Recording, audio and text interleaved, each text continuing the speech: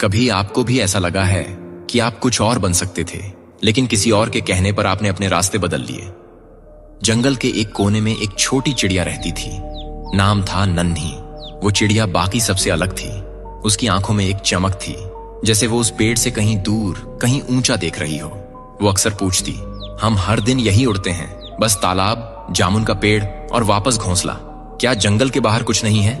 उसके झुंड की बुजुर्ग चिड़िया बोली, बाहर की दुनिया आसान नहीं है नन्ही। वहां शिकारी हैं जो सिर्फ पंख नहीं, सपने तोड़ देते हैं।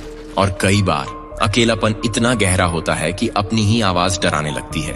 बंदर ने हंसकर कहा, इतना सोचती क्यों है? उड़ तो सकती है, लेकिन क्या लौट भी पाएगी?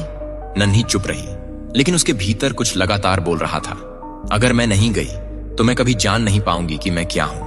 और एक सुबह जब सब सो रहे थे, वो उड़ गई, बिना बताए, बिना रुके। ऊंचाई जैसी उसने कभी महसूस नहीं की थी। पहाड़, मैदान, सूखे पेड़, चमकते तालाब और फिर खुलापन। ना कोई सीमा, ना कोई झुंड, बस हवा और वो। लेकिन कुछ ही घंटों में थकान, डर, अकेलापन घेरने लगे। कहीं बैठने की जगह नहीं, कोई दिशा नहीं। उसने खुद से पूछा, क्या मैंने गलती कर दी?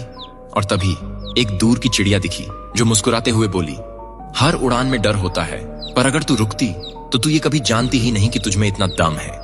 नन्ही लौट आई, लेकिन वो वैसी नहीं थी जैसी गई थी। उसके पंखों में अब उड़ान से ज्यादा विश्वास था।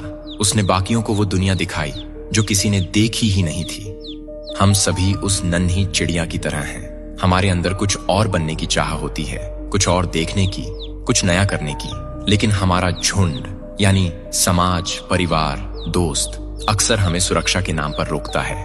और ये रोक बुरी नहीं होती, लेकिन अगर हम कभी उड़ान ही न भरें तो हम कभी जान ही नहीं पाएंगे कि हम उड़ सकते थे।